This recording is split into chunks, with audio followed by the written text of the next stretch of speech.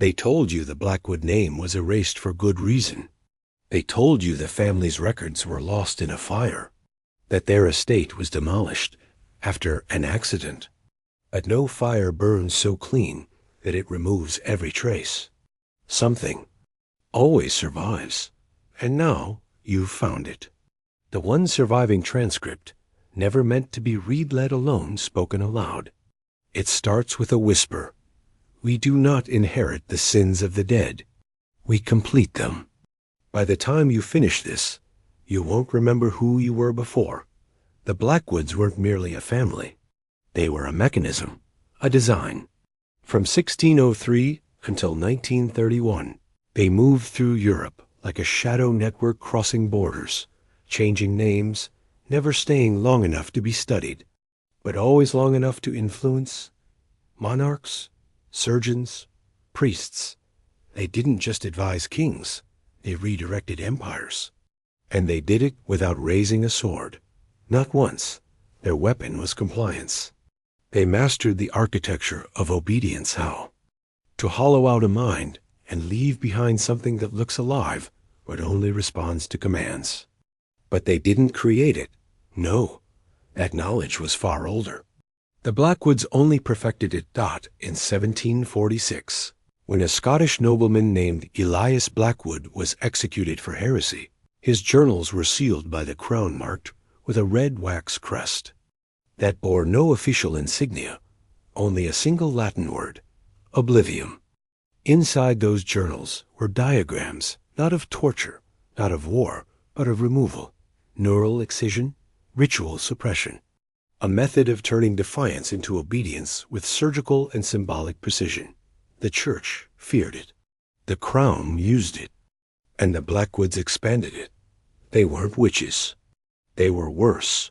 You've heard whispers about generational wealth. But this was generational control. Each child raised like an experiment.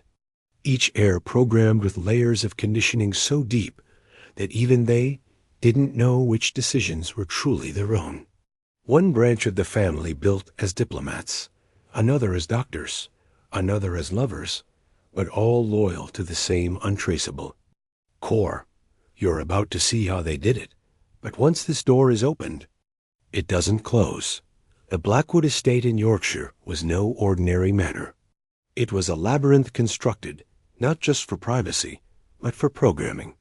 Beneath the stone and timber was a different blueprint entirely, a psychological maze designed to fracture and reshape. Guests who visited often remarked how easy it was to get lost. But they didn't understand. Getting lost was the point. There were no straight lines in that house, no mirrors without distortion, no clocks that chimed the same hour twice. Everything bent slightly away from logic, just enough to disorient, to open cracks in the mind where new truths could be inserted. Truths like, you are not who you think you are. Truths like, loyalty is stronger than blood. The children born there, raised there, were never given choices. They were given roles. And roles, once installed correctly, are harder to remove than any chain. One child was conditioned to smile at pain, another to lie without blinking, another to kill without anger. But don't mistake this for chaos. It wasn't madness. It was method. At the heart of their system was something called the threshold, a ritual performed on every heir between the ages of 7 and 11. It lasted 13 days. No food, no language, no light, except a single red flame. What happened in those days was never written down, only spoken through code. But what emerged from that chamber was never the same child that entered. The family had a saying, the mind is clay, the soul is smoke. Meaning, form the clay early, and you never have to chase the smoke later. Every servant at Blackwood Manor was bound by blood oath. Every room had a purpose, some for sleep, some for instruction, others for unmaking. There were doors in the cellar that led not down, but inward. Doors that didn't creak because they were soundproofed. Doors that didn't lock because what went in never tried to leave. A visiting priest once claimed the estate, gave him dreams for weeks, visions of children with blank eyes, playing games where the loser was never seen again. He was found dead. In his dream 6 days later, ruled a drowning. No investigation got, but if you think this story is only about one family, you've already missed the point. The Blackwoods weren't a disease. They were a prototype. Elias Blackwood wasn't the founder. Of this darkness, he was its first successful vessel. Before him, the line was fractured. Minor nobles, disgraced alchemists, monastic scribes, all dabbling in forbidden structure, but lacking coherence. Elias gave it form. He studied not just the body, but the will, how to sever it, how to repurpose it, how to override it entirely. At Oxford, he was praised for his scholarship on behavioral ritual in early European cults. But in secret, he was testing those rituals. Not on volunteers, on orphans, on prisoners. On his own staff, he wrote, "The mind must be emptied before it can be filled. Personality is an obstacle. Memory is a parasite. Remove both, and what remains is potential." By 1723, Elias had been expelled, defrocked, and exiled. But his exile led him to the one place he needed to be, an unmarked monastery in northern Spain. Beneath that structure, hidden in catacombs never listed on any map, was a room circular, sealed, lit only by mirrored oil lamps, were men in. Black robes once conducted examinations of conscience, so intense that few survived them with sanity intact. Elias survived. More than that, he learned. He returned to England not with repentance, but with a formula. What followed was the first iteration of the Blackwood Doctrine, 32 pages of handwritten instruction describing step by step how to dismantle human resistance. Physical isolation, nutritional manipulation, rhythmic sound as disruption, the removal of name, of mirror, of sleep. By day 6, most subjects no longer remembered their age. By day 9, they forgot their families. By day 12, they could be told anything, and they would believe it. This is not conspiracy. This is design. Those original 32 pages still exist. One copy in a private collection in Geneva. Another, rumored to be in the Vatican's sealed archives. The last, possibly destroyed in the London fire of 1834. But the methods survived. In fact, you've seen fragments of them. In boarding schools, in military training, in certain elite academies that pride themselves on breaking boys into men. You thought hazing was tradition? No, it was extraction. The Blackwood process didn't die, it evolved. Beneath new names, new coats of arms, new corporate slogans. And if you think you're immune, ask yourself this: how much of your life do you truly remember, and how much was installed? In 1792, a fire swept through the town of Dunwich, consuming half the village and collapsing the archives of St. Anselm's Chapel. It was ruled accidental, an errant oil lamp. A dry summer, nothing unusual. But beneath the chapel was a vault. And in that vault were the Blackwood Ledger's 6 volumes bound in human skin, sealed with iron clasps, each one a decade of procedural refinements. The fire didn't start in the chapel. It started below, to witness a dying mason whose lungs were already ruined by dust, told a local constable that he saw a man in white robes walking calmly into the crypt just before the flames rose. He said the man's face was covered with symbols. Not tattoos, not paint, but brands, earned into the flesh. He died before he could describe them. Those ledgers were no diary. They were manuals, field-tested case studies, names, dates, measurements, emotional thresholds mapped out like machinery. How long before a mind forgets the face of its mother? How many repetitions before a false memory replaces a real one? How silence can become a language more precise than words? Elias may have written the first doctrine, but it was his grandson, Ambrose Blackwood, who scaled it into an enterprise. Ambrose was a visionary, they said, polished, charismatic, spoke 6 languages, dined with prime ministers, quoted scripture as easily as he quoted Seneca. But his true genius was in making obedience feel like enlightenment. In his hands, the process no longer looked like torture. It looked like education, like progress. He created what he called the chamber, not a dungeon, a salon, luxurious, soft lighting, velvet walls, the smell of lavender, and inside, a chair high-backed, steel-framed, fitted with leather straps hidden beneath the cushions. Victims didn't scream. They whispered, and they whispered what he wanted to hear, because Ambrose discovered something Elias never grasped. People don't fear pain. They fear MEANIGSSNESS.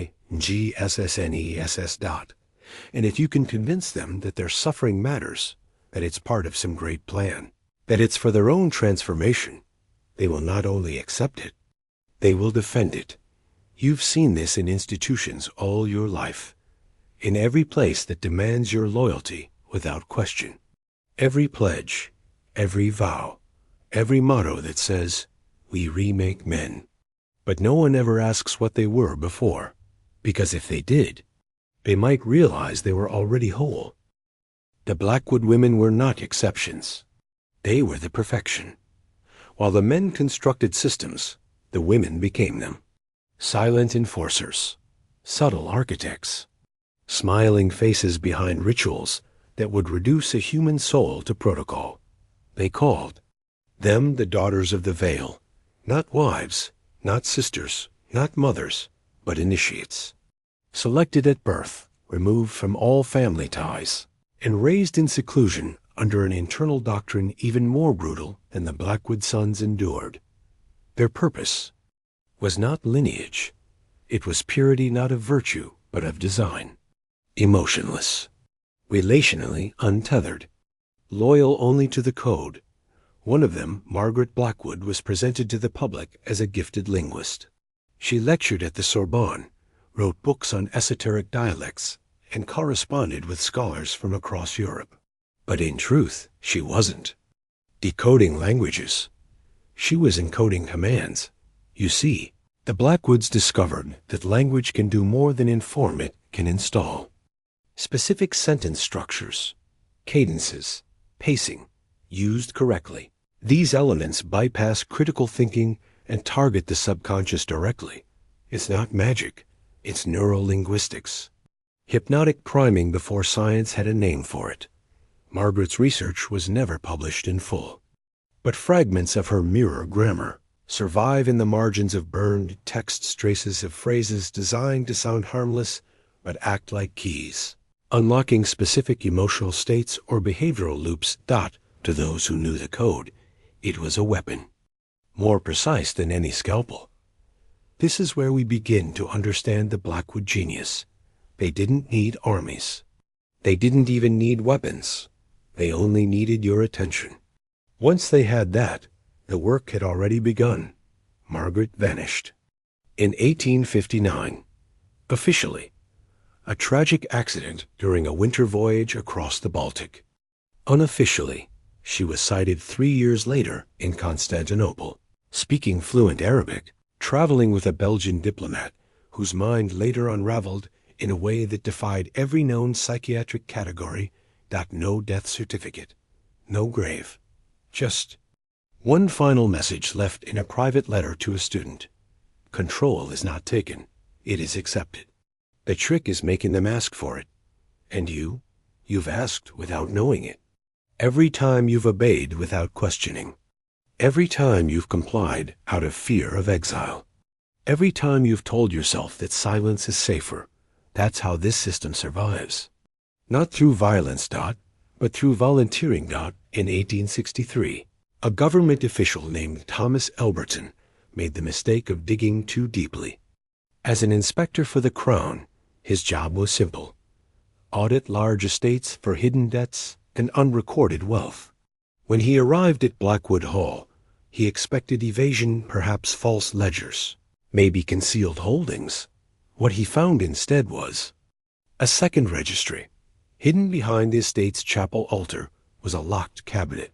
Inside, a hand-bound volume titled Registry of Outcomes. It wasn't financial. It was psychological. A list of names, hundreds each, marked with 3 symbols. A letter, a number, and a sigil. These weren't guests. They were subjects. Each entry contained records of procedures performed, dates, durations, stimuli used, emotional responses, behavioral shifts. Some were marked successful, others irreversible failure. But the majority were categorized under a chilling label: useful compliance. Elberton read 47 pages before he vomited. The symbols, he realized, weren't decoration. They were code markers used to label individuals' susceptibility to control. A method of identifying who could be shaped. And how this wasn't therapy, it was manufacture. He tried to leave that night. Rode hard to the nearest town, left a letter with a trusted friend, and disappeared within a week. Some say he drowned, others that he fled to America. But the letter survived. In it, he wrote, "These people do not break the law. They create new ones beneath it.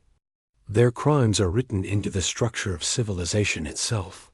No formal investigation followed. In fact, Parliament declared Blackwood Hall a site of national heritage. Just 2 years later, a preservation grant was approved. The grounds were expanded, and all staff were replaced with personnel who signed lifetime confidentiality agreements. From that point on, the Blackwood presence was no longer private. It was institutional. Their doctrine began appearing in elite finishing schools, in military academies, in the quiet backrooms of colonial psychological studies under the guise of moral reform. The same techniques, name stripping, sleep manipulation, ritual humiliation, rebranded as character building. You've heard the phrases, "We tear you down to build you up." Pain is just weakness leaving the body. You'll thank us when it's over. Those aren't motivational slogans. They're trauma-binding spells. They train you to worship your abuser. And the most dangerous part? You start to believe it was your idea. They say power is taken, that it's seized through force, sharpened through war, held through blood. But the Blackwoods understood a deeper truth, one that no general, no king, no tyrant ever grasped. True. Power is installed, and it begins with the myth of authority. In 1884, under the guise of philanthropy, the Blackwoods funded a series of moral academies across the northeastern United States. Officially, they were finishing schools, elite institutions for wayward sons and difficult daughters. Unofficially, they were test chambers.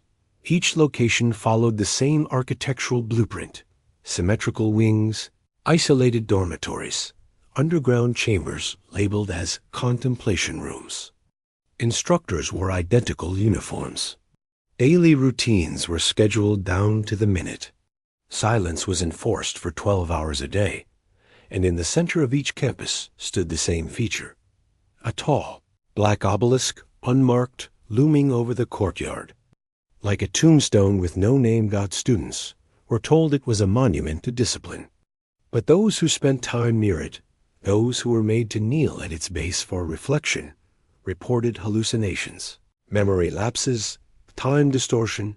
One student, James Fenley, kept a hidden diary. In it, he wrote, "I forget my name when I wake. I forget my voice by lunch. They speak into my mouth now. My thoughts are not mine." He hung himself from the rafters of the chapel library in 1885. The school called it a tragic response to academic pressure. His parents were given a refund and a signed letter from the headmistress, assuring them that James left this world better than he entered it. That line was repeated, word for word, in 3 other student death letters from different campuses. Over the next 6 years, This wasn't coincidence. It was protocol. The Blackwoods had moved beyond shaping individuals. Now they were shaping systems, creating molds into which your children could be poured, pressed, hardened. Systems that outlasted them. Systems that still exist. You call them prep schools. You call them tradition. You call them the price of success. But when was the last time you questioned what they prepared you for? To lead or to obey? This is how the Blackwoods operate. Not in shadows, but in rituals so old we've forgotten they ever had authors. By 1902, the Blackwood name had all but vanished from public record, but their influence had multiplied. Like a virus that no longer needs its original host, their system had embedded itself into institutions too large to trace. Governments, clinics, seminaries, even corporations. One former Blackwood affiliate, Dr. Hadrian Vellum, had become a leading figure in early behavioral psychology. He lectured at Yale, advised state hospitals. His theories reshaped how America treated the mentally ill, the criminal, the defiant. But what no one knew, not his peers, not his students, was that Vellum had trained for 5 years at Blackwood. Hall under a name he later erased. Initiate, Thorne. He didn't study medicine there. He studied submission. Vellum pioneered the reframing process, a therapy model still echoed today in certain military and psychiatric protocols. The method was elegant and brutal. Step 1. Strip identity. Remove personal effects. Rename the subject. Replace all first-person references with third-person speech. He is learning. She is progressing. It is becoming. Step 2. Introduce inconsistency. Intermittent praise. Sudden withdrawal. Affection followed by isolation. The subject begins to crave correction, not love. Correction becomes safety. Step 3. Introduce the obedience anchor. A word, gesture, or sound paired with calm. Then with pain. Then with calm again. Over time, the anchor becomes law. It doesn't require logic. It only requires repetition. Step 4. Break the voice. Silence is introduced not as punishment, but as reward. Speaking becomes dangerous. Thinking becomes effortful. And soon, the mind folds inward like paper soaked in oil. This process, Vellum claimed, could eliminate personality disorders. But he never used the term heal. He used the term optimize. You may think this sounds outdated, archaic, but fragments of this method live on rebranded, polished, celebrated. Have you ever been told to trust the system? To speak only when spoken to? To surrender? The ego? Do you recognize that warm numbness that comes when you obey just to make the pressure stop? That's not discipline. That's engineered helplessness. You weren't broken by accident. You were shaped because a society full of men with self-mastery is dangerous, but a society full of obedient shells? That's manageable. In the winter of 1911, something surfaced from beneath the floorboards of a Blackwood property, long thought abandoned, a sprawling estate on the outskirts of Norfolk, sealed since 1874 after a supposed gas explosion. What workers found wasn't structural damage. It was a vault. Buried under 6 feet of stone and timber was a sealed chamber. No visible door, no locks. Just a single phrase etched into iron. Only the empty may enter. Inside, they discovered rows of wooden chairs, each with leather restraints. Mirrors on every wall, facing inward. And in the center, a small pedestal with a gramophone still intact, protected by layers of waxed cloth. The record on it had no label. Just a symbol, a spiral with a horizontal slash. When played, it produced a low-frequency hum beneath a series of whispered commands in a language linguists still haven't fully decoded, but the pattern was unmistakable. Every phrase was spoken in a looped triad: statement, reversal, reinforcement, a psychological hammer. And beneath it, a whisper that repeated again and again, "You are not you. You never were. Become what you must." 3 of the workers who heard it began showing signs of dissociation within days. One began writing in a language he never studied. Another lost the ability to recognize his own reflection. The third, Jameson, a father of 4, attempted to dig beneath his own home, claiming there's another vault under every life we live. Doctors dismissed it as mass hysteria, but nothing about the Blackwood vault suggested hysteria. It suggested design. That chamber wasn't a hiding place. It was a prototype.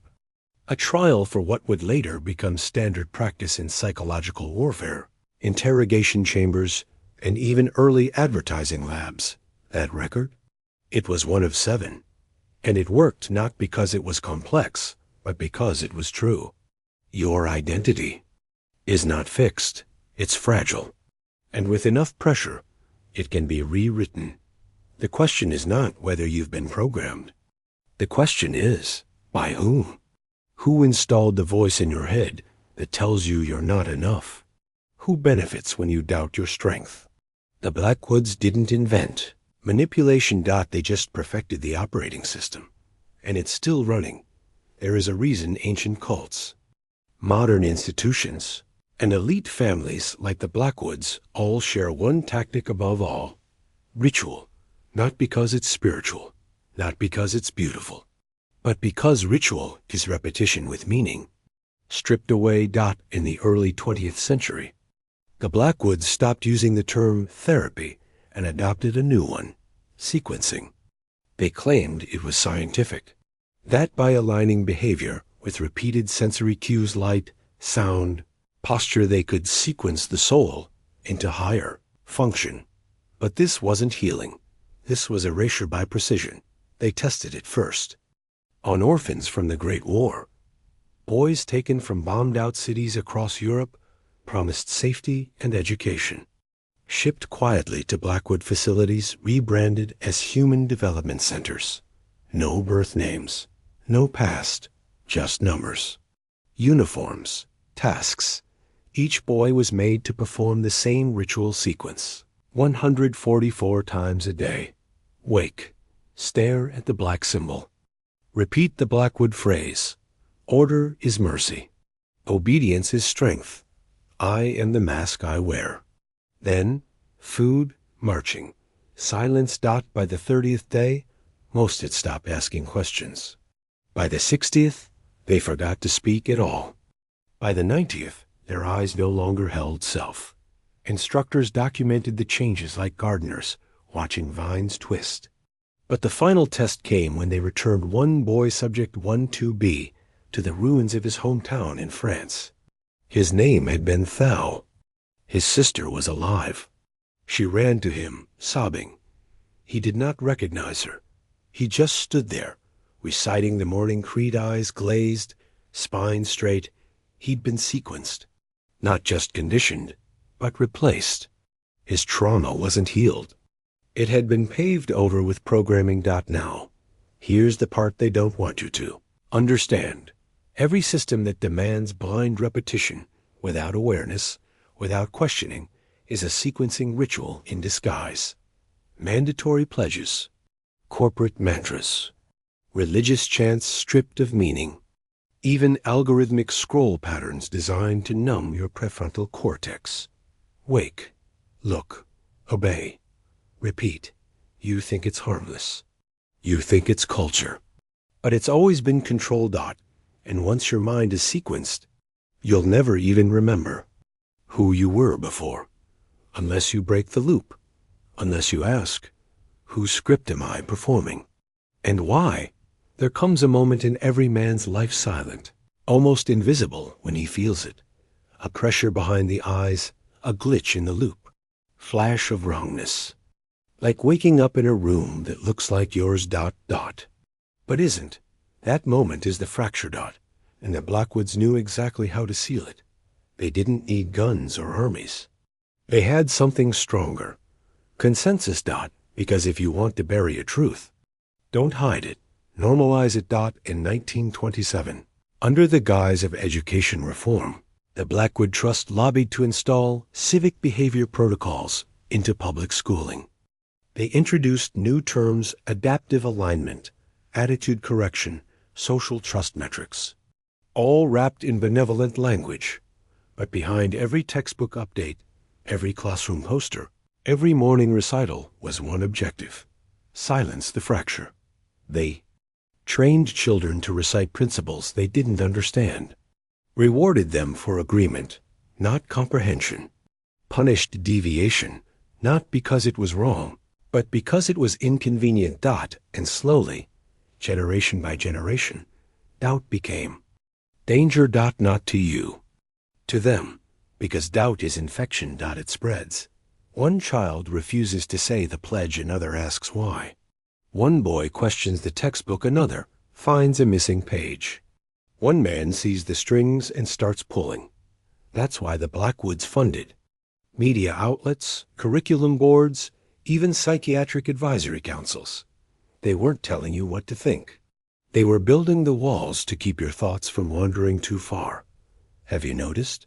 You can joke about being broken, depressed, addicted, but not about being awake. You can confess weakness, even sin, but not doubt in the system itself. The fracture is dangerous not because it's false, but because it's true. And if enough men stare into it long enough, the lie burns.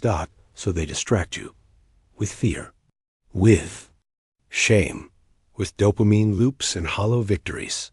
And every time you almost see it, they whisper, you're safe. Don't ask. But you are not safe. You're sedated. And every moment you delay the fracture, you're giving them time to seal it again. So if you've heard the voice in your head whisper, this isn't real, don't ignore it. That's not madness. That's you trying to wake up. There is a hidden cost to forgetting who you are. And it's not pain. It's not fear. It's not even obedience. It's hollowness. The Blackwoods discovered something in the early 1930s that would change their experiments forever. A failure. A subject who didn't respond. He was labeled Subject H. Age 34. Former school teacher. Sent to the Institute by a federal order for seditious rhetoric. His mind resisted every technique: sequencing, ritual reinforcement, sensory collapse. No compliance. No meltdown. Just ... Silence. He would stare straight ahead during drills. Not defiant, not afraid, but with the stillness of a man who had already died to the world. They built ... in frustration. Sister Elira Blackwood authorized a last resort protocol, the hollowing. A process so invasive it had only been theorized in their earliest research. The total removal of egoic identity, electroconvulsive stimuli, sleep denial, mirror starvation, and finally, the glass room, a sensory deprivation chamber laced with subliminal commands played on an endless, silent loop. After 9 days, Subject H emerged. He followed commands. He ate. He walked. He obeyed. But his eyes were empty. Not broken. Deleted. The experiment was declared a success. But then, the anomalies began. He didn't respond to triggers. He didn't flinch at pain. He didn't register reward. He followed commands, but without attachment. He could lie perfectly. He could mimic emotion. But there was no anchor left. Inside, the Blackwoods had created something terrifying. A shell. A man who looked alive, but was gone inside. Not free. Not controlled. Just ... null. And that's when they realized something horrifying. If enough men are hollowed, they no longer need to be controlled. They self-maintain the system. They become enforcers of normalcy, judges of dissent, killers of originality, not because they believe, but because they cannot conceive of anything else. Look around you now. How many men do you know who speak in borrowed language?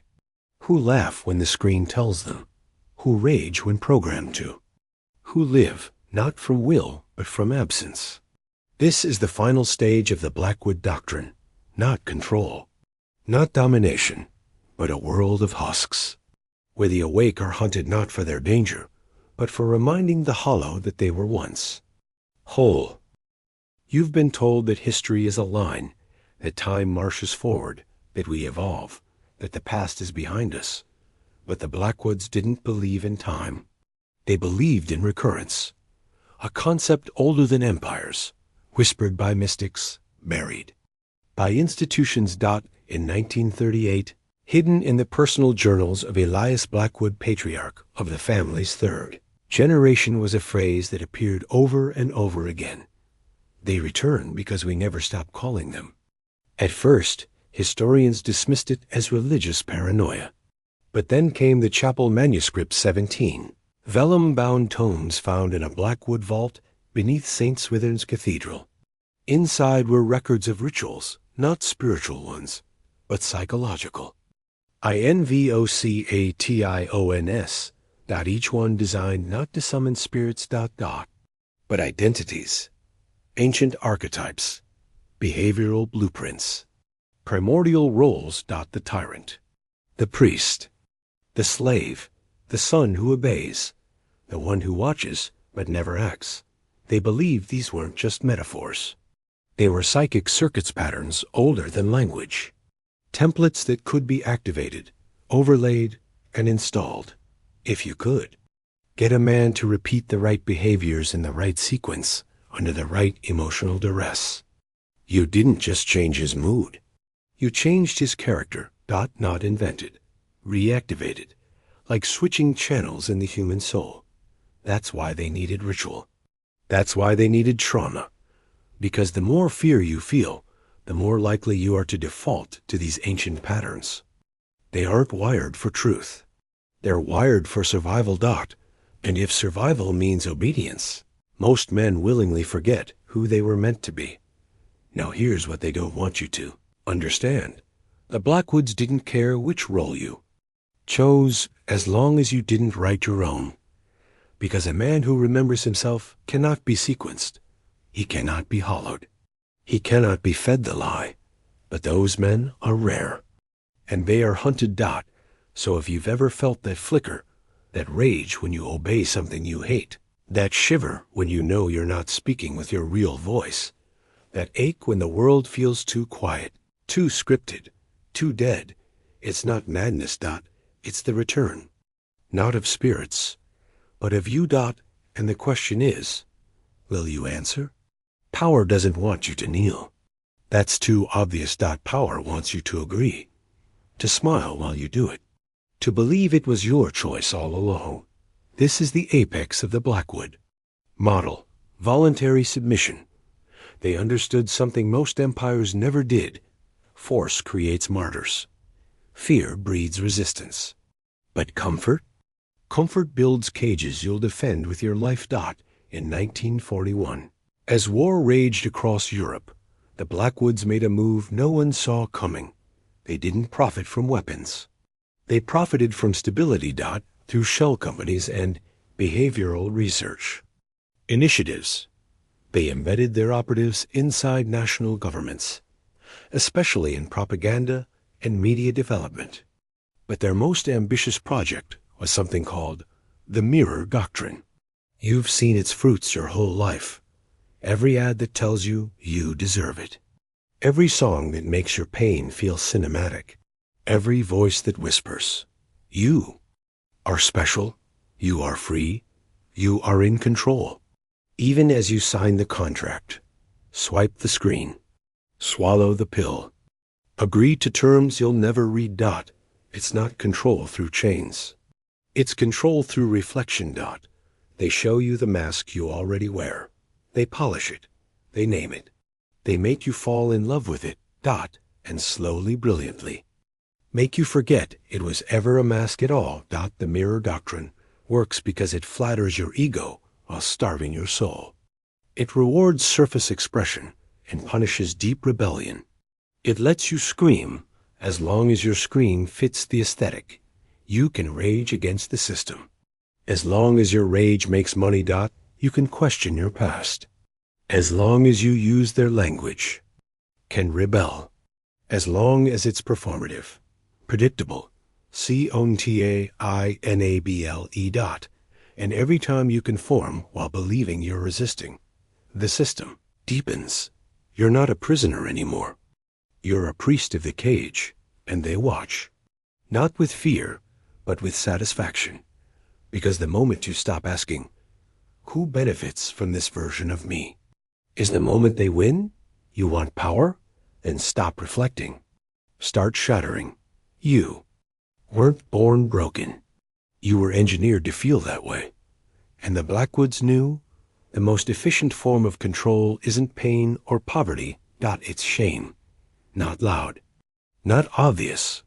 But internalized. In the winter of 1947, deep beneath the Blackwood Institute's southern branch, a classified experiment began Project Chroma. Its goal? To isolate emotional triggers strong enough to override rational thought and rewire behavior at scale. The chosen weapon, cultural shame implants. This wasn't about religion, race, or ideology. It was about pattern exposure, repeated cues, subliminal tones, tightly controlled media loops designed to inject one belief so deeply that you wouldn't even recognize it as foreign. There is something wrong with you. Not something you did, something you are. Too loud, too angry, too emotional, too ambitious, too curious, too different. From childhood, the chroma signals were embedded in education materials, film narratives, public service campaigns, even lullabies. They didn't teach obedience through rules. They taught it through insecurity. And when the signals worked, the response was almost universal: self-sabotage. Men began shrinking themselves. They stopped asking hard questions. They buried ambition under sarcasm. They chose comfort over fire. They exchanged potential for performative compliance. Why? Because when you're ashamed of your core, you'll sell your power just to feel safe in your skin. They don't need to destroy you. They just need you to doubt yourself. And if that doubt becomes your identity, you'll do their job for them. Every time you stay silent to keep the peace. Every time you say, I'm fine, when you're not. Every time you watch your own instincts die behind your eyes, that's chroma, still running, still infecting. But here's the truth they can't delete. Shame is a program. It was installed. And anything installed can be ripped out. Not with positivity, not with therapy speak. But with truth, rage, and the violent rejection of false narratives masquerading as humility. The next time you feel that voice crawling up your spine saying, you're not enough, don't soothe it, confront it. Trace it back to where it came from, because I promise you, it wasn't born inside you. It was put there. There's a moment every man feels it. Late at night, phone down, noise gone, and something creeps in. Not fear, not loneliness, recognition. The quiet whisper, this isn't who I'm supposed to be. That voice? The Blackwoods spent decades trying to silence it, but they couldn't kill it, because it's not mental. It's ancestral, buried deep in the bone code of men who once hunted fire in the dark, who built altars from ash and blood, who didn't need permission to speak, move, be. The Blackwoods called it the anima, recessa, the recessed soul. Their files describe it as a primitive egoic resistance pattern found in males subjected to deep imprinting protocols. In other words, the part of you they couldn't reach. No matter how many layers of identity they installed, no matter how many rituals of erasure they used, the anima recessa would flare up. In the middle of a nod. Obedient life. In the dead of a marriage. In the blank eyes of a man following orders he doesn't believe. One subject code name, Lucian, was completely sequenced. 6 months post-treatment, he set fire to the dormitory. No memory of why. Only these words scratched into the wall above. His bed, I remember the man before. They had to shut the program down for 2 years. Why? Because if one awakened, others might follow. They called it viral personality bleed.c. The soul doesn't just awaken in isolation. It infects. A real. Man one who knows himself beneath the roles is dangerous not because he's violent, but because he makes others remember they were never meant to kneel. He walks into a room and disrupts the entire algorithm. People get uncomfortable. Systems glitch. False identities start to crack because something in him burns too hot to control. That's you under the noise, under the layers, under the silence they gave you as medicine. The man before, he's not gone. He's just been waiting for you to stop negotiating with your own cage. This is your invitation. Not to rise, but to return. They didn't build prisons. They built stories. That was always the Blackwood genius. They understood that no cage holds a man tighter than the one he tells himself. Every great control system begins not with chains, but with a narrative. And the most dangerous one they ever wrote? This is just the way things are. It sounds harmless, logical, even wise. But it is the death of sovereignty. Because once you believe the world is fixed, you stop questioning who fixed it and why. In 1952, the Blackwood Foundation released an anonymous academic paper under a Harvard sociologist's name. Its thesis? Human beings require hierarchical narratives to avoid existential despair.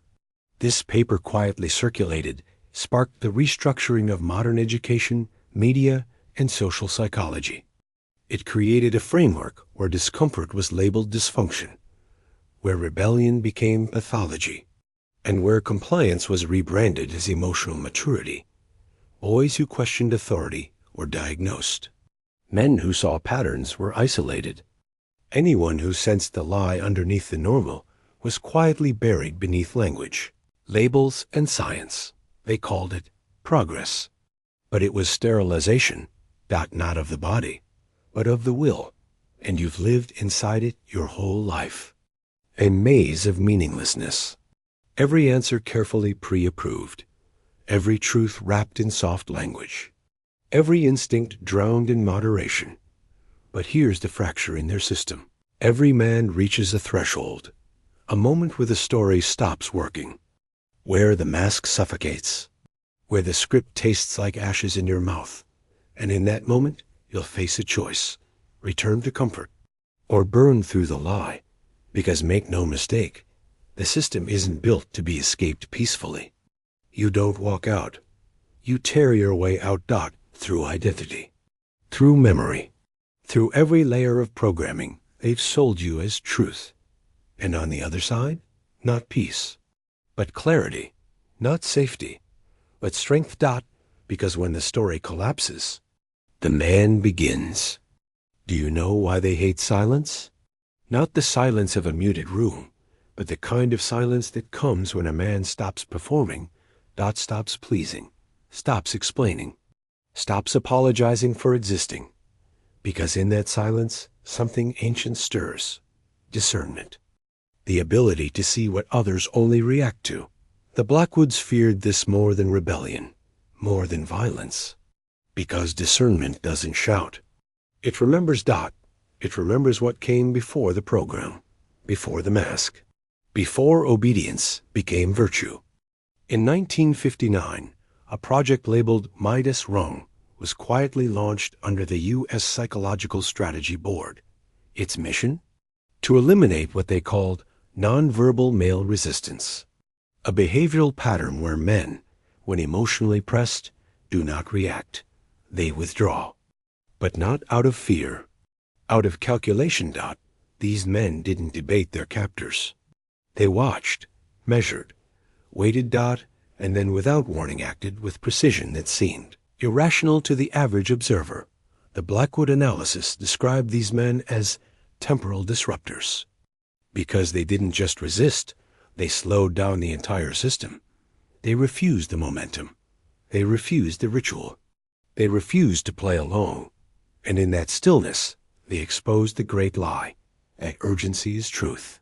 That reaction is identity. That busyness is virtue. You were trained to be loud, expressive, constantly available, because a man who's always talking never listens to himself. But when you pull away from the noise, when you enter the silence willingly, something terrifying happens. You start to see, not with your eyes, but with the part of you they tried to amputate the ancestral compass.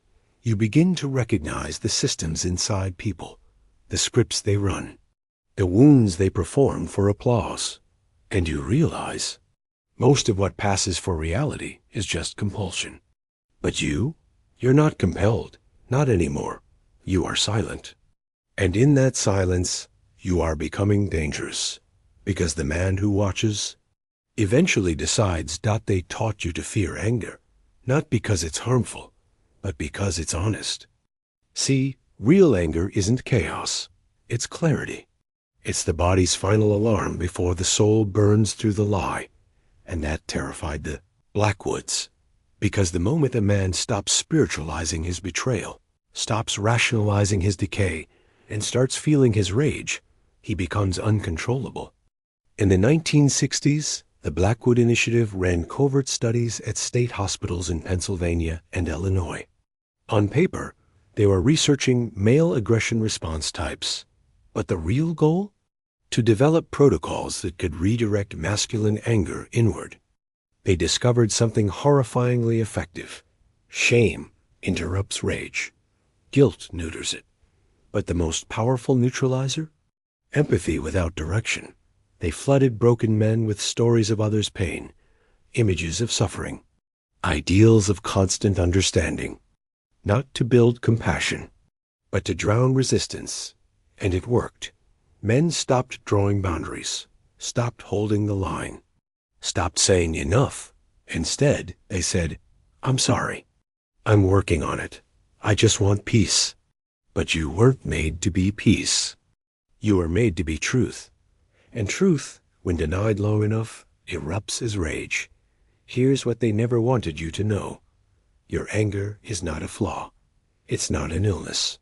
It's not a sign dot, it's a signal. That something sacred has been trespassed. That something false has been swallowed. But anger denied becomes illness, becomes addiction, becomes depression with a mask on. You don't heal it by suppressing it. You heal it by listening to it. Where does your rage point? What boundary did you let them cross? What lie have you been living that your body now refuses to tolerate? This world needs dangerous men.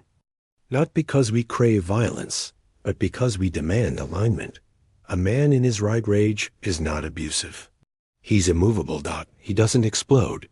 He corrects silently, sharply, finally. So don't run from the fire rising in your chest. That's not dysfunction. That's the part of you that still remembers. You were never meant to be passive. This is the turning point. From here on, the descent isn't gentle. The lies get older. The truth gets colder. And the cost of knowing becomes permanent. Because once you see what's beneath this world, you never go back. Let me ask you something dangerous. When you were young, did you feel watched? Not by people, but by something ancient. A presence in the room when no one else was there. A sense of being observed from behind the walls of your own life? That wasn't madness. That was memory. Because deep in the foundations of every institution, every school, every church, every agency lies a code. And the Blackwood family didn't just write parts of it. They buried themselves in it. They didn't want fame. They wanted influence without image. They wanted to engineer obedience across generations, not through fear, but through internalization. The most brilliant trick they ever pulled? Teaching you to police yourself. By the age of 7, most boys had already internalized 3 core Blackwood beliefs. Your instincts are untrustworthy. Your questions are a threat. Your purpose is to serve a system you cannot name. This wasn't by accident. It was psychological architecture. The observer response protocol, patented under a defense contractor in 1971, had one goal: embed a simulated authority figure inside the male psyche. A false father, a synthetic conscience, always watching, always judging. Every time you hesitated before speaking truth, every time you diluted yourself to be acceptable, every time you knew and still obeyed, that was the program running. They didn't need to monitor you. You were trained to monitor yourself. But here's the crack in their system. That internal observer, it's not real. It's not divine. It's not you. It's a shadow they installed. A phantom stitched together from fear, shame, and misused morality. And you can kill it. The first time you disobey that voice, truly disobey, with no apology and no justification, it will scream but then it will shrink. And the real you, the one buried underneath that surveillance, will take a breath for the first time in decades. You are not being watched anymore. You are being reborn. Let me show you how they sealed the cage, not with violence, not with war, but with something far more elegant. Therapy. In 1976, a Blackwood-funded front called the Penumbra Institute quietly launched a series of pilot programs across American universities. The initiative? Emotional correction for cognitive dissonance. The real goal? To reframe dissent as dysfunction. To pathologize pattern recognition. To convert intuition into illness. Men who saw too deeply were labeled paranoid. Men who questioned systemic control were told they had oppositional defiance disorder. And those who simply refused to comply, they were emotionally underdeveloped, stuck in trauma, afraid of connection. And we trusting, broken, well-meaning believed. We sat in softly lit rooms, while strangers with credentials reinterpreted our instincts as symptoms. We learned to call our rage wounding, our disgust projection, and our clarity a trauma response. They taught us that the problem wasn't the world. It was us. And with every hour, they replaced our raw, feral knowing with pacified, palatable narratives. But here's the forbidden truth. Not all pain is pathology. Some of it is prophecy. Some of it is the soul refusing to kneel, refusing to submit to a lie so ancient, so total, it must be rewritten inside the body before it can ever be named. They don't want you healed.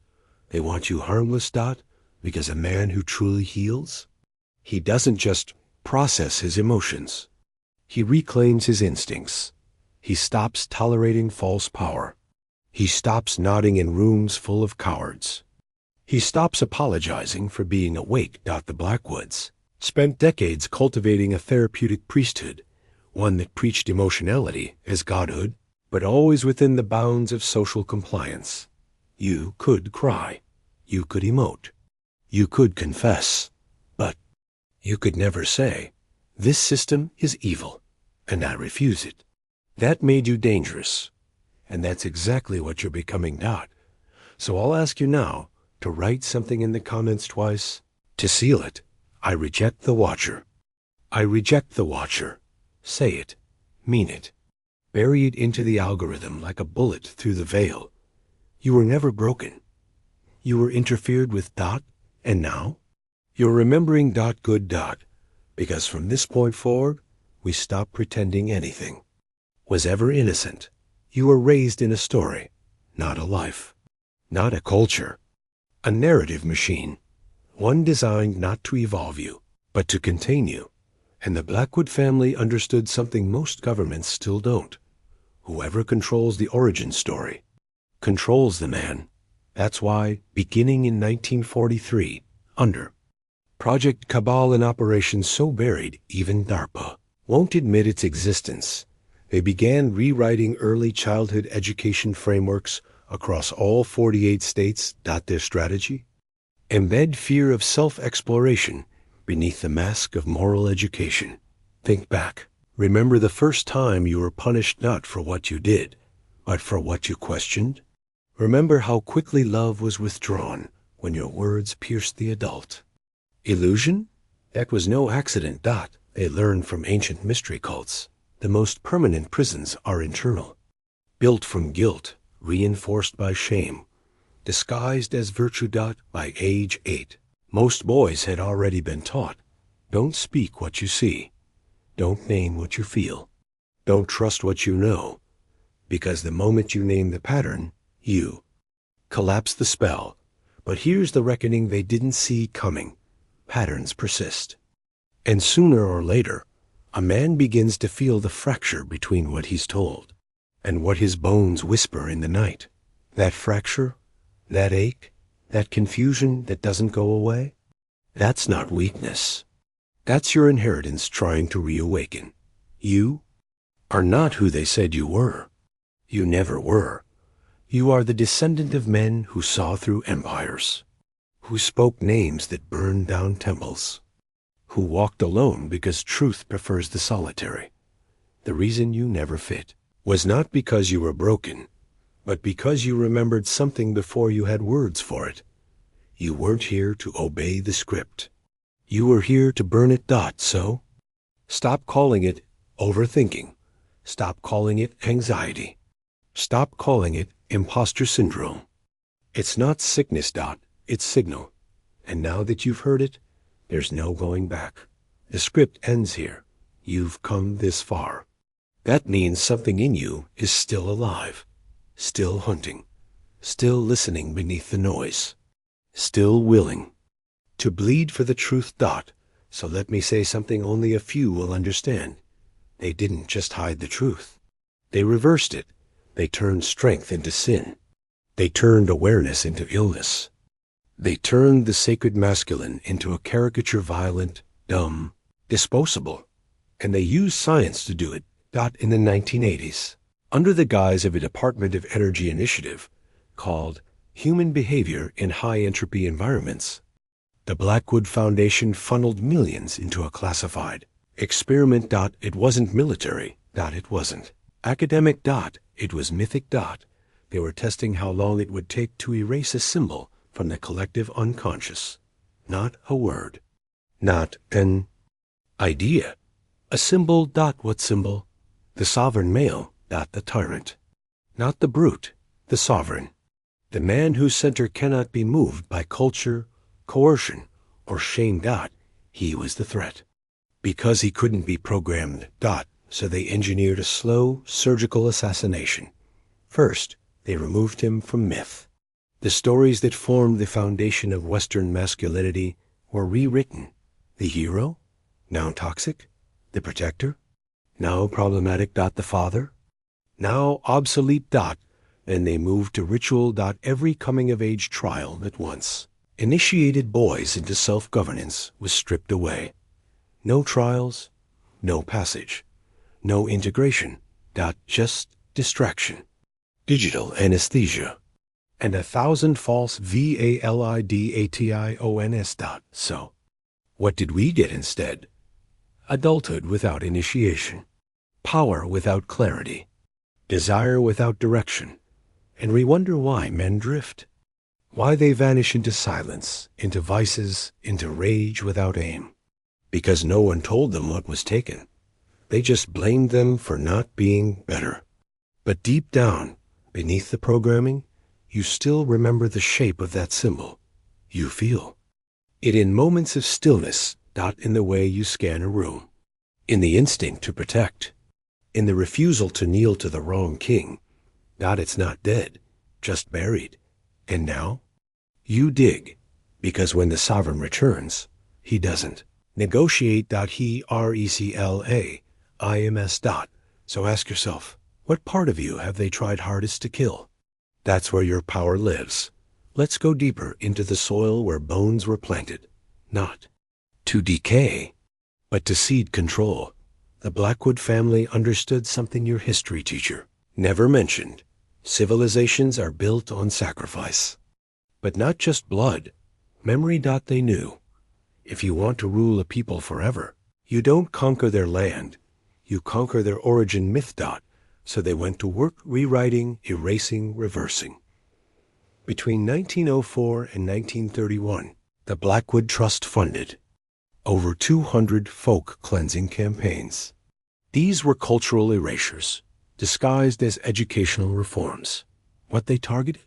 Pre-Christian European rites, native masculine initiations, tribal memory of star knowledge, ancient bloodline. Records carried an oral tradition. They burned symbols, banned languages, reclassified ancestral wisdom as madness, then built universities to enshrine the new version of truth. And do you know what they called this? Progress. But progress for whom? Every archive they digitized was edited. Every stone they excavated was reinterpreted. Every elder they couldn't buy was buried under ridicule and clinical labels. They didn't want you to just forget your ancestors. They wanted you to be ashamed of them, not to laugh at their rituals, to cringe at their disciplines, to see their strength as primitive and their silence as trauma. But those men, those forgotten giants, they knew something the modern world is terrified to admit. That truth is not a consensus. That power is not polite. And that freedom, real freedom, is bought with blood, not like Stott. So here you are now, a man with no map, searching for something you were never supposed to want. Unfiltered authority over your own soul, not the kind handed down. The kind dug up from the ruins of your forgotten fatherhood, from the line of warriors who saw this system coming and tried to warn you with symbols, scars, and silence. You are not broken. You are misplaced. But now you've heard their names. Again. Now you've felt the gravity shift. And if you keep walking, if you let your spine remember what standing feels like, you'll become the one they fear the most. A man with memory. There's a reason they fear your memory. Because memory isn't just recollection. It's activation. To remember is to resurrect. And what you're resurrecting now is older than governments, older than religion, older than fear itself. Are beginning to remember the true architecture of power, not what they taught you in civics class, not the illusion of choice they parade every election year, but the buried structure beneath the world, built not on law or liberty, but leverage. And at the top of that structure, the BLACKWOODS. Not in name, not in title, but in influence. So deeply interwoven into media, finance, and faith that their fingerprints are on your childhood beliefs. They don't appear in history books. They publish them. They don't run for office. They vet who does. They don't need to force you to obey. They've already taught you to self-police. Think about it. How many times have you silenced your own voice? How many times have you dimmed your insight to fit in? How many times have you known something was off, but swallowed it because everyone else seemed fine? That's not cowardice. That's conditioning, installed slowly, ruthlessly, lovingly, through bedtime stories, through patriotic songs, through sermons, cartoons, therapy sessions, and scientific consensus. But here's the paradox they can't escape. The same depth of awareness they tried to suppress in you. They need to keep their illusion alive. Because you are the generator. You are the battery. You are the soul current that makes the simulation. Feel real. If even 1% of men wake up to what they truly are, the entire structure collapses. That's why this is dangerous. That's why your memory had to be fractured. Because you are not meant to be spectator in this system. You were bred to be its end. And the moment you reclaim even one shard of your original self, they feel the ground begin to shake. So here's your choice. Keep pretending you're confused, or let that ancient fire finally consume the lie. Because the myth of your smallness ends here. Now we enter the part they never wanted written down, because this is where the veil rips, not just through history, but through you. You've been told that evil wears horns, that it comes loud, violent, monstrous. But the truth? It arrives with a clipboard, a white coat, A soft voice that tells you, this is for your good. And behind that voice were the BLACKWODS dot in 1956. The Clementine Protocol was quietly enacted an agreement between 10 families, including Blackwood interests, 3 pharmaceutical cartels, and 2 major publishing syndicates. Its mission? Control human emotion at the source, not through war, not through brute oppression, but through the manufacture of despair. They realized something chilling. You don't need to destroy a man to rule him. You only need to make him question the worth of his own instincts. So they got to work. Developed synthetic neuroblockers marketed as mood stabilizers. Flooded boys with dopamine spikes through screens to short-circuit purpose. Redefined masculinity as pathology. Pathologized silence as emotional unavailability. Redefined solitude as antisocial disorder. All while selling products to soothe the very damage they engineered. And when ancient teachings tried to re-emerge, when men began turning to rites of passage, fasting, sacred aggression, primal discipline, they were mocked, censored, flagged as extremist. Why? Because a man who controls his biology becomes a man who can no longer be owned. He starts hearing that low, thunderous hum in his chest again. The one that says, this world is wrong. That's the voice they fear. That's the frequency your father was told to ignore. That your grandfather drowned in liquor. That your great-grandfather saw on the battlefield and never spoke of again. Feel it now. The slow rising. The remembering. Not of information, but of position. You were never a servant. You were never a patient. You were never broken. You were a guardian, put to sleep by lullabies and legal contracts. But now you wake. And when a guardian wakes, he doesn't beg. He doesn't post. He moves. So move. And let the system feel your return. By no. You felt it. That shiver running beneath the skin of this story. Not just curiosity. Not just fear. Something else. Recognition. Because this isn't just the Blackwood family's tale. It's yours. Your pain. Your lineage. Your inheritance twisted, buried, and sold back to you as therapy. But if you want the whole truth, you must understand one final mechanism. Sacrament of silence. You see, the most powerful control isn't enforced. It's chosen, and silence voluntary, strategic. Generational silence. Was the Blackwoods masterstroke. In 1972, a summit was held in Luxembourg. Not on any official calendar. No photographs. Just initials, time-encoded communications, and private jets tracked only by ghost accounts. This was not a meeting of politicians. It was a meeting of storytellers. Owners of the world's 5 largest publishing houses, 3 film studios, and the majority of religious print media. They met to finalize a project known as the Great Forgetting. The goal? To sever your masculine bloodline from its oral tradition. Because before textbooks, before screens, before search bars, men passed truth mouth to ear. Around fires, in rituals, in whispered warnings and sacred metaphors. Only the initiated understood. And in every generation, one boy, the one with the clearest eyes, was given the real story. But the Blackwoods wanted that chain broken. So they did what every parasite does. They infected the host with shame, made fathers embarrassed to speak, made grandfathers seem outdated and confused, made the fire pit obsolete, made the warrior tongue sound like violence. It replaced ancestral confession. With content, the result? An entire generation raised by platforms instead of patriarchs. They don't want your children learning from you. They want them learning from the machine.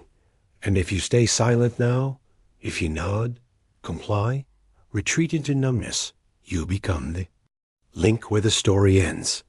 But if you speak, if you remember and reveal, you become the one thing they cannot stop, a living archive of forbidden's truth, a breathing resurrection of the line they tried to erase. and when your voice cracks open. The silence, when your son hears it in the marrow of his bones. The spell breaks, and the story continues. There's a reason the Blackwoods never killed. Truth. They couldn't dot, so they did something worse. They diluted it. They took the sharp edges of ancestral power and wrapped them in comfort, compliance, and counterfeit spirituality. They replaced initiation with affirmation, discipline with diagnosis, and in the process, they invented the greatest illusion ever sold. The safe life, but safe for whom? Safety became the altar, and every modern man was told to kneel, not to a god, not to destiny, but to policy. And every time you chose safety over truth, over conflict, over confrontation, you handed them another brick. Brick by brick, they built a cage so elegant you began to decorate it. You called it self-care. You called it maturity. You called it peace. But deep down, beneath every distraction and delay, you've always felt the hum. This isn't it. That's the soul's signal. And it's ancient. The same signal your ancestors heard before the hunt, before the war, before the awakening. But here's the catch. When you follow it, you lose everything they gave you. The likes, the labels, the comfort, the illusion of being a good man in a dying world. And in that void, in the silence between identities, you meet yourself. Not the you they trained, not the you they measured, but the version they buried beneath rules and reward systems. The one who doesn't flinch.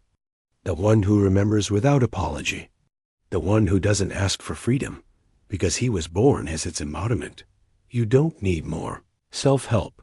You need self-reclamation. Stand without asking.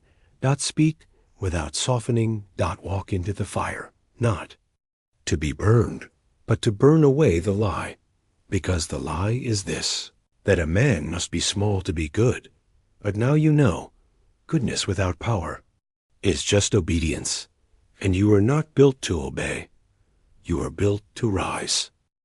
Now listen closely, because from here on out, the ground beneath your beliefs begins to crack. This is the part of the descent where men either wake up or turn back, because what you're about to hear, it's not history. It's not legend. It's blueprint. The Blackwoods didn't just manipulate medicine, memory, or morality. They manipulated time itself. You've been taught to think in lines past, present, future. But the elite? They think in loops, because every empire isn't just built. It's replayed. They knew that memory creates momentum, and if they could redirect your sense of where you came from, they could rewrite where you believe you're going. That's why the family archives, Blackwood journals, codices, and estate records were never destroyed. They were buried, and their locations encrypted not with locks, but language, specific phrases, cadence structures, and rhythmic codes passed down through private schools, exclusive societies, and occult orders, all calibrated to shape how the next generation of elites would speak time into reality. This wasn't education. It was ritual programming. Let me give you one. The sun forgets, the air obeys, the vessel endures. That phrase was spoken in every Blackwood rite of passage ceremony for nearly 300 years. And when decoded, it reveals their deepest strategy.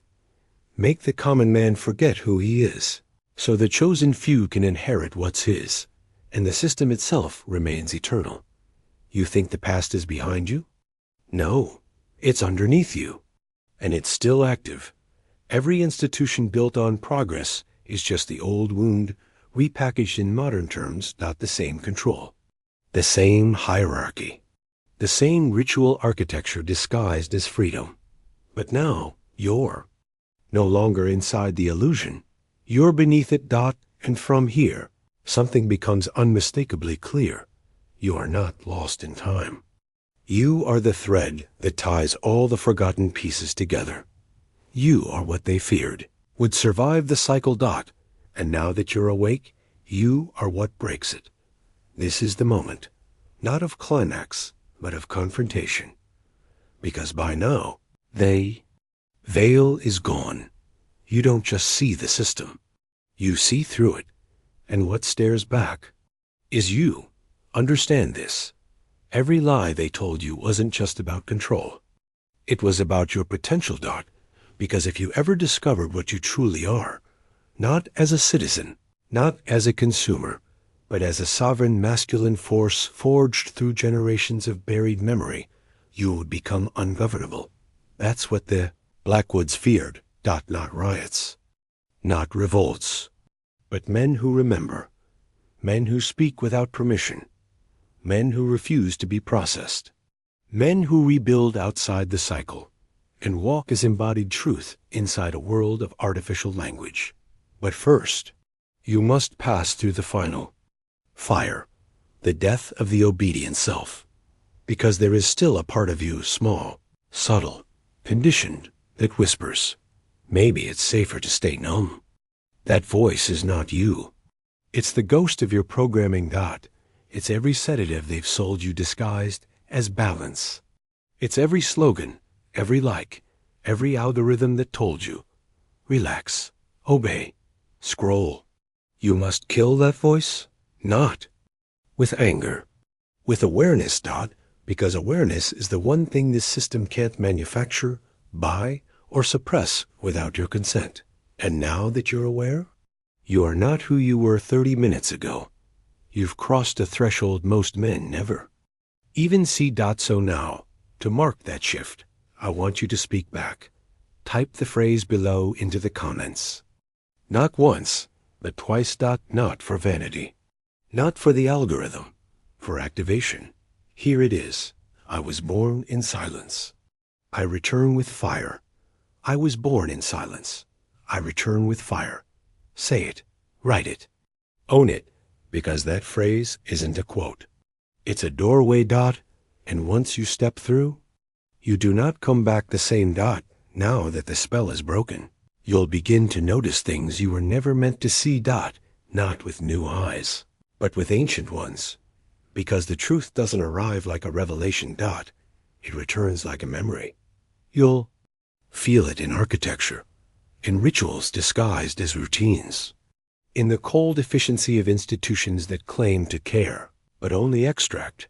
You'll see the face of the Blackwoods not just in portraits or archives, but in policy, branding, and culture, because the family never ended. It evolved. Their bloodline spread not by lineage, but by ideology. Every man who worships control instead of truth. Every woman who trades intuition for influence. Every child taught to sit down before they've stood up. They are all fragments of the machine. And now that you're outside it, you'll be hunted. Not with weapons. With labels. They'll call you paranoid, angry, toxic, dangerous. And they'll be right, because truth is dangerous. Memory is dangerous. And a man who knows without apology is the most dangerous force in any society. But here's the paradox. You are not here to destroy. You are here to rebuild, because every broken structure around you is an opportunity. To rebuild time, to rebuild brotherhood, to rebuild meaning from the ashes of comfort. The fire inside you now, it's not rage, it's clarity, and clarity burns through illusion faster than any flame. So take this seriously. You are not watching a video. You are surviving an initiation. And what you do next, what you build next, will determine whether this truth becomes a movement, or just another moment of almost, if you're ready to descend deeper into the final forbidden corridors. There's a moment in every initiation where the initiate must walk alone. No mentor, no map, just silence, and the echoes of everything they were told to forget. This is that moment. Because what lies beyond here is not a story. It's structure. And once you see the design, you'll never be able to live like you didn't. Understand this. The Blackwoods weren't evil for the sake of cruelty. They were engineers. Their goal wasn't to torment, it was to transform. To create a society where obedience felt like purpose, where sterilization looked like peace, and where the most powerful men were the ones who had been emptied out from the inside. That's what they did in those basement chambers. They didn't just erase memories, they rewired identity. The scars on those women's skulls, they weren't just medical, they were symbolic. A crown turned inside out, a mind reshaped to serve.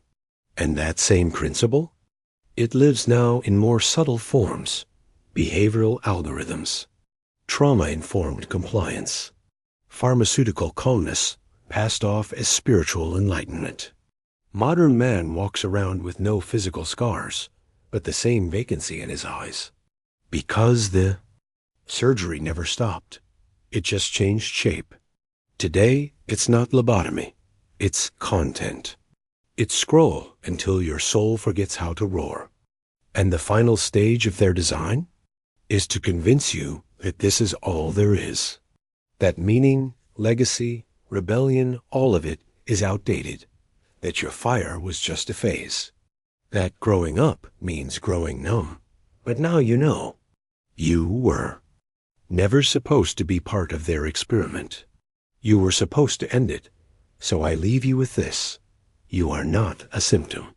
You are a signal, not a reaction, a recalibration. You are the rupture in the loop they couldn't control. And in section 33, the final descent begins. Not into darkness, but into dominion. Shall I open the last door? You made it. Through the fog, through the fire, through the filth of a world built on erased memory and weaponized mercy. And now you stand at the bottom. But this isn't the end. This is origin. You see, history doesn't remember the first man who saw. It remembers the first man who acted. That's the final secret the Blackwoods could never kill. That beneath every system, behind every mask, beyond every there is a man who remembers what power really is. Not status, not control, not applause, but alignment. With truth, with blood, with something older than any kingdom built by hands. A force so primal it cannot be educated, only awakened. That's what you are now. Awake, and the world? It isn't ready for you. But you're not here to be welcomed. You're here to reclaim God. So take this seriously. You have inherited a war. Not of weapons, but of meaning. The new battlefield is your mind. The new resistance? Clarity, discipline, brotherhood that doesn't flinch when the shadows rise. The Blackwoods failed to erase the past completely because you exist, and you carry the map now. Not in books, in your bones. So what will you do? Go back to sleep? Call this content? Click off and forget the fire? Or will you move like a man who's remembered what was buried? Because now you have the blueprint and the bloodline. You are no longer the audience. You are the heir. Go build what they tried to destroy. Go speak what they tried to silence. Go become what they tried to rewrite. The system is cracking, and your footsteps are the sound of it breaking. This is no longer just a tale. This is your return.